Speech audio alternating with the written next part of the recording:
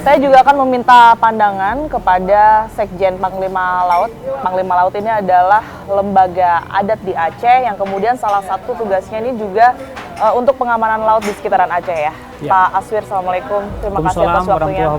Apa kabar Pak Aswir? Sehat, Alhamdulillah baik. Alhamdulillah baik.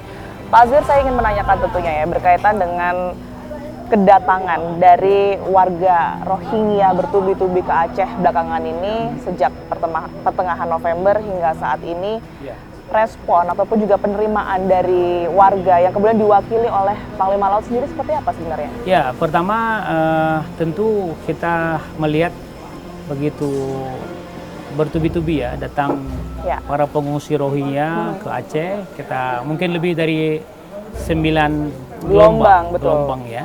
Nah, warga masyarakat ada yang menolak, ada yang menerima. Tentu yang menolak ini kelihatan lebih ramai. Nah, kita dari nelayan dan dari Panglima Laut melihat ini sebagai sesuatu yang sebenarnya yang biasa dalam konteks bahwa pro kontra itu tadi ya. Ini orang yang harus ditolong karena dia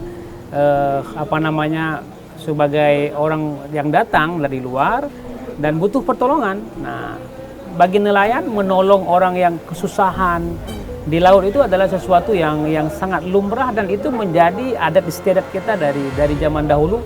Dan bukan saja Rohingya, siapapun dia yang butuh pertolongan di laut atau ketika mencapai di darat, yang itu di masyarakat nelayan dari laut itu membutuhkan pertolongan wajib ditolong.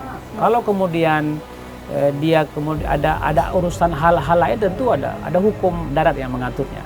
Kalau dalam konteks Rohingya, adakah hal-hal yang menurut Pak Aswir mungkin ya untuk ini memiliki kecenderungan untuk melanggar 3 aturan tadi? Nah, dalam konteks Rohingya, lagi-lagi kita sampaikan tugas Panglima Laut itu hanya menolong mereka ketika mereka sampai di darat. Jadi posisi kita tidak pada menerima atau menolak. Nah, ketika mereka sudah sampai di darat, itu ada hukum darat yang mengatur mereka. Itu sudah bukan kewenangan dari Panglima Laut lagi. Dari Panglima Laut. Nah, biasanya dalam tradisi masyarakat kita, karena kan adat ini bersumber dari syariat Islam yang ada di Aceh ya. Jadi punya tradisi orang-orang Muslim, orang Islam ini untuk menerima mereka sebagai tamu itu 3 hari. 3 hari itu mungkin dipikirkan makanannya, dipikirkan kebutuhannya. Artinya dalam hal ini nelayan ikut membantu. Betul. Orang-orang Rohingya yang kemudian datang untuk emergensi. Selama 3 hari. Selama 3 hari. Okay. Tetapi pengalaman sebelumnya itu malah lebih. Tapi lagi-lagi karena ini isunya sudah begitu viral, mengglobal, maka biasanya ketika sampai hari pertama atau hari kedua langsung sudah ada yang lembaga-lembaga internasional yang mendampingi mereka ini. Jadi otomatis warga ya ini hanya inisiatif mereka, ini hanya sebagai bentuk solidarity kemanusiaan. Setelah itu mereka harus melaut, harus mencari rezeki lagi. Tadi sempat disebutkan ya ada warga yang kemudian ini setuju dan juga tidak setuju, pro dan juga kontra. Panglima Laut dalam hal ini mewakili yang mana, Pak? Kita mewakili melestarikan hukum adat, konteks kemanusiaan itu. Itu saja. Nah, persoalan pro kontra masyarakat tentu ini tidak bisa dilihat berdiri sendiri pastinya. Ada variabel-variabel yang itu menjadi referensi masyarakat sehingga memiliki sikap. Contoh 2015 ada Rohingya datang ke Aceh, diterima begitu besar, antusias masyarakat, malahan bukan 3 hari, tapi sampai berbulan-bulan masyarakat membantu, masyarakat tergerak ke banyak komunitas untuk melakukan solidaritas. Tetapi kemudian ada beberapa isu yang kita lihat berkembang di beberapa bulan terakhir, mungkin 2 bulan ini sejak November kemarin. Ini ada perilaku misal ya, seperti dari warga, mungkin oknum dari orang Rohingya ini yang menyalahi adat kita. Nah, itu kemudian menjadi referensi mungkin masyarakat menolak. Kemudian juga jadi semacam terprovokasi. Tetapi kita Panglima Laut tidak pada posisi itu.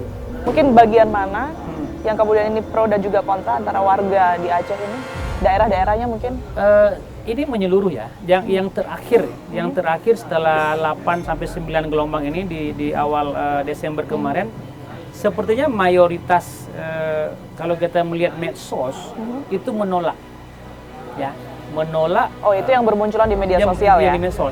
Tetapi kita posisi kita di Panglima Laut tadi itu menolong. Oke. Soal warga kemudian memiliki pandangan tertentu atau terprovokasi tadi oleh ujaran kebencian di media sosial, ada geopolitik global misalnya yang dikaitkan dengan isu Palestina dan sebagainya, tentu ini bukan domain kita. Tapi kita bisa merasakan bahwa masyarakat ini, dia kalau masyarakat nelayan ini, maaf saya sampaikan, kondisi ekonominya tidak baik-baik saja. Jadi walaupun dia sulit di laut, pergi belum tentu dapat ikan, tapi ketika dia di depan mata dia melihat orang harus dia tolong, dia wajib menolongnya itu. Tapi kemudian dia tidak bisa berlama-lama. Pada misalnya orang Rohingya yang sudah datang, dia besok harus pergi melaut lagi. Karena sering sekali Panglima Laut itu tidak diapresiasi. Jadi ketika dia sudah menolong, membawa ke darat atau di darat sudah ditolong 2-3 hari, kemudian itu diambil oleh otoritas yang ada di darat, Panglima Laut ini pergi lagi melaut. Kembali melaut ya. Kita harapkan ada solusi. Betul, ada solusi yang sesegera mungkin. Baik, Pak Iswar, terima kasih banyak atas Terima kasih waktunya. banyak. Terima kasih banyak. Kita temukan fakta selanjutnya. Padahal menurut saya belum pengungsi. Mereka belum diverifikasi oleh UNHCR.